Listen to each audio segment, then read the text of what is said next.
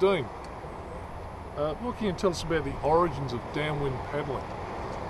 Look, I suppose really what happened was it began as an island-to-island necessity from the Tahitians, Hawaiians, and that was really the origins of point-to-point contact between a lot of the islanders and the villages, and that's where it originally started. Was there was outriggers, there was sail, and then a lot of people started paddling, and it really just started to morph its way into what we now have as a modern day surf ski, and it's just that's where it really began. That was the origins of the sport, and over the hundreds of years, it's become an international event of great standing, and we've got some fantastic athletes that really permeate all the way through nationalities and culminate in all our World Series. What about at the local level, Dean? How did it all start here? Yeah, look, locally, it was all sort of surf life-saving paddlers that began downwind. One of the stalwart of downwind paddling in Australia is Dean Gardner, and he is a local boy originally from Perth, and really recognised that while we were all still doing surf life-saving sprinting, he was the one that began to race internationally downwind, and he has an amazing ability with skating. Even for a lot of the local guys now, like myself, like Nick Taylor, Ash Nesbitt, myself, we've all been skating for a long time, but Dean seems to be that next level up, and always has been. It's a great inspiration for most of the paddlers along the coast. And being a local WA boy originally, he recognised that having travelled internationally and raced, that Perth has got a unique feel and a unique type of skate to it, and he was the one that really began it all here, and we just sort of followed in his footsteps. Okay, great. Internationally, around the world, obviously there's some great downwind conditions and venues, and like you said, there's some different skates in Perth. What makes Perth such a great downwind venue?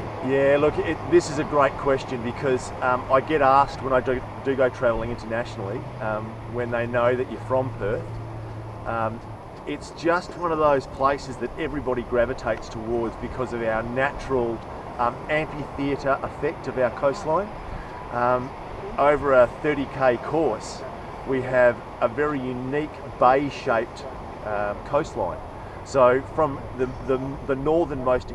southernmost extremity at Fremantle, you can skate virtually all the way down to here where we are at the moment at Sorrento, and that's a 26-kilometre course. Now, we're very fortunate that in the summertime, from around about October, November onwards, we get very, very consistent wind, and locally we call it the sea breeze, and it has the iconic name of the Doctor. But what happens is the land heats up. We've got a cold wind that will then, as the temperature changes during the day, we'll get the ocean breeze will be drawn towards the coastline, and that's our sea breeze. And we get it. You can almost set your watch by it every summer's day at 1 o'clock. It just ticks in, and look, we have a very, very strong local contingent of paddlers, and we can get up to 150 guys doing downwind on a Wednesday, Thursday afternoons, up and down the coastline in different groups. It's just a unique place to paddle around the world, and until you travel and go to other places around the world, you don't realise just how unique it is. And we're very, very fortunate to the local guys to live here. Okay, and that takes us to the Indian Ocean Paddlers Club. Yeah. Tell us about how that came about and where we're at now and what the future holds for Indian Ocean Paddlers. Yeah, look, it's I think the originals when we first started, there was two guys, and that was Ash Nesbitt and myself, and we really just sort of saw that a lot of the surf life-saving guys were hitting sort of 30, 35 years of age and stopping. There wasn't really, there was masters surf life-saving sprinting, but there was nothing really left. And we love downwind. We just love the idea of going out and skating. And we approached a few different groups to get something formalised together. And some people came on and helped, and some were a little bit hesitant. anyway, it just started to morph and got bigger and bigger and bigger, and I think just the average age of our club is a 35 to 40-year-old male that lives near the coast and wants to do it for fun, fitness, enjoyment. We can have a beer afterwards of racing. It's just become a bigger and bigger entity, and very, very proud to be part of it actually. So it's growing. It's going from a very small amount of people to a large number of paddlers that are really enjoying themselves, enjoying the camaraderie of paddling. Yeah, look, I think as the sport continues to grow and we really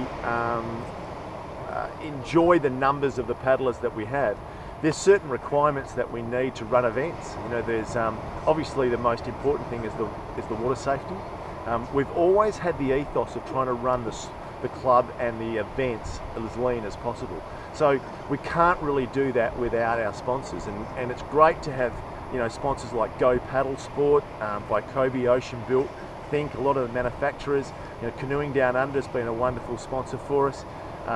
Probably one of the biggest sponsors that's come on board this year is Astute Capital Management. They've been fantastic as a funds injection, which is going to be really useful this year. And even small little attention to detail type of sponsors like AM Bolts, who've come on board to give us some stickers that we've been able to put on our craft and our vehicles. It's just nice to have those sort of association with groups that have, not only are they paddlers, but they're friends as well. It's been able to have a good relationship with our sponsors.